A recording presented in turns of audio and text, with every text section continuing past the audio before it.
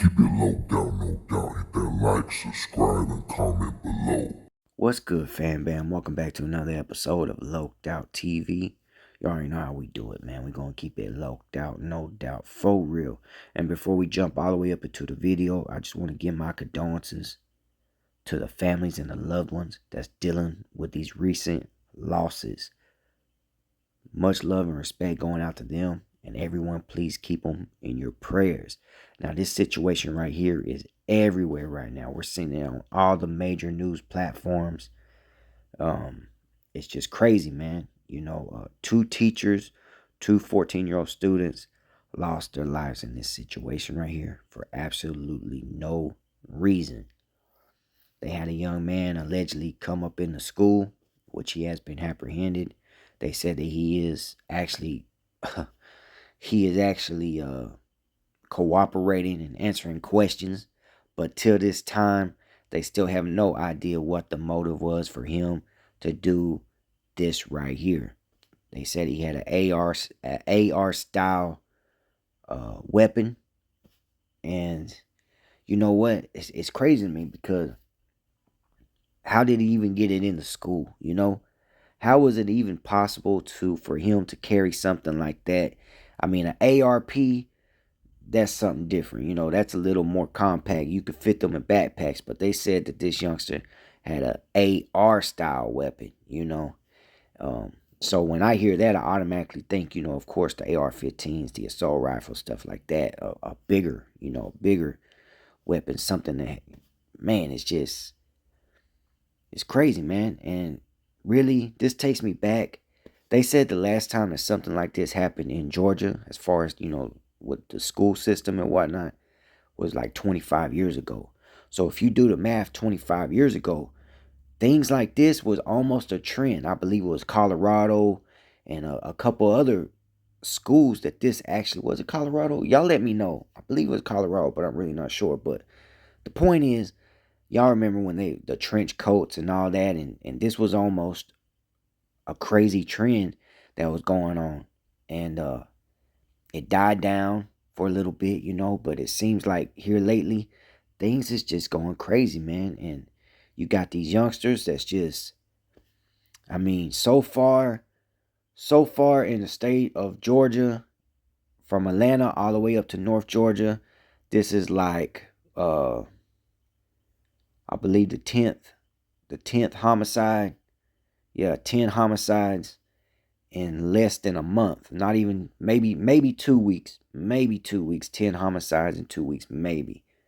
But like 7 of those was in North Georgia, and that's not even counting the ones we don't really hear about or isn't making the news, things like that. So this is just insane to me, man. Like, what could have made this kid decide, what? I mean, there's you don't know what's going on in his life, right? But at the same time, the ones that got dealt the ultimate dealing, they're the ones that had nothing to do with whatever he was going through.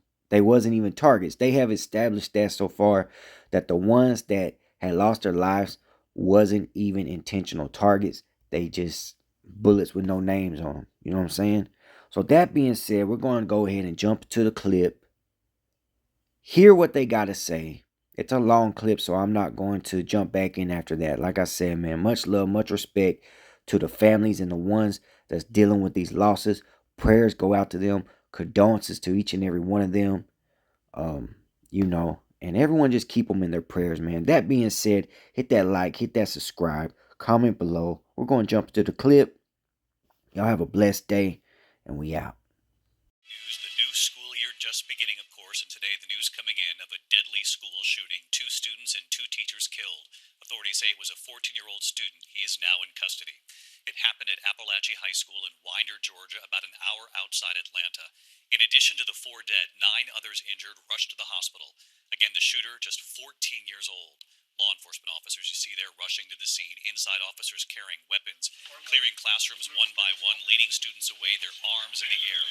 Those students had been texting their parents, barricaded in classrooms, telling them they loved them.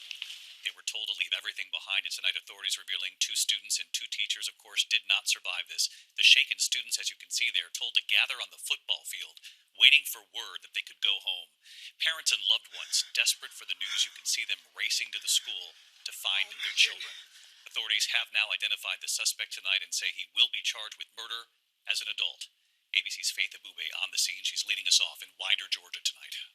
Tonight, terrifying scenes that are now all too familiar. Students pouring out of a school after a 14-year-old fellow student allegedly opened fire. State, local, and federal law enforcement racing to Appalachia High School in Winder, Georgia, northeast of Atlanta, just before 10:30 this morning. 2 students and 2 teachers killed, 9 other victims taken to the hospital. The suspect surrendering to authorities without a struggle. The shooter is in custody. His name is Colt. That's Colt Gray. He is a 14-year-old student here at the high school. He will be charged with murder and he will be tried as an adult. Sophomore Alexandra Romero shooting this video as officers led students to safety from inside the darkened classroom. It was a small little ball of us, like all holding each other, and I remember like my friends crying. They were all scared, and then 2 police officers came in with their guns, telling us not to move, that it's still not safe. At first, Joshua Malik thought it was a drill. It was very quiet. A lot of people were crying. It was like everybody was scared. People were screaming, calling their moms and everything. And the teacher was making sure everybody was he was trying to keep the class calm and everything. A text message from student Ethan Clark to his mother Erin. School shooting right now. I'm scared. Please, I'm not joking. Mom responding instantly. I'm leaving work. Ethan writing, I love you. The students taken out to the football field, some forming a prayer circle. All other schools in the area locked down. Everybody came to get their children. Gwendolyn Cook recording this video as she rushed to that football field to find her grandkids, along with hundreds of other frantic, terrified parents. Jonathan Mills, one of many parents who had to run miles to get to their kids because of all the roadblocks in the area. It hits harder when it's home, you know. It hits harder, you know, as a cop myself, you know, dealing with people you don't know is different, but actually knowing that it's your child that could potentially be the one that you have to hold, or last time you spoke to him was this morning saying, have a good day, that kind of thing. It's different. Late today, the sheriff nearly overcome. I never imagined that I would be speaking to the media in my career over something that happened today, the pure evil that happened today. This hits home for me. I was born and raised here. I went to school in this school system. My kids go to this school system. My heart hurts for our community, but I want to make it very clear that hate will not prevail in this county. And David, we saw parents today rushing to the school on foot, cell phones in hand, concern on their faces, and then coming out later relieved after reuniting with their children. Of course, there are 2 students and 2 teachers who are dead and 9 others who are injured. This entire community is in mourning. School has been closed for the rest of the week as investigators track down a motive. David. Just an awful day there. Faith Abube. Faith, thank you. Let's get right to our senior investigative correspondent, Aaron Katursky, also reporting on this tonight. And Aaron, what have you learned about this 14-year-old student now under arrest?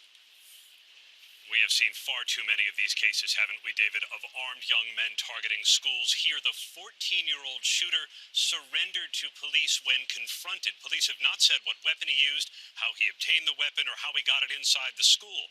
Sheriff said it did not appear that Colt Gray had been targeting anyone specifically or had connections to the 2 adults and 2 students he allegedly killed. The suspect has been answering questions. Investigators have been talking to his parents, but they're quick to point out they do not yet know why he allegedly attacked his school, and David, the sheriff, said he may never know. This does appear to be the first deadly K-12 school shooting in Georgia in at least 25 years. David? Aaron Katursky on this as well. Thank you. Locked out TV, thought you knew. Keep it G and keep it fly. Locked out merch, you got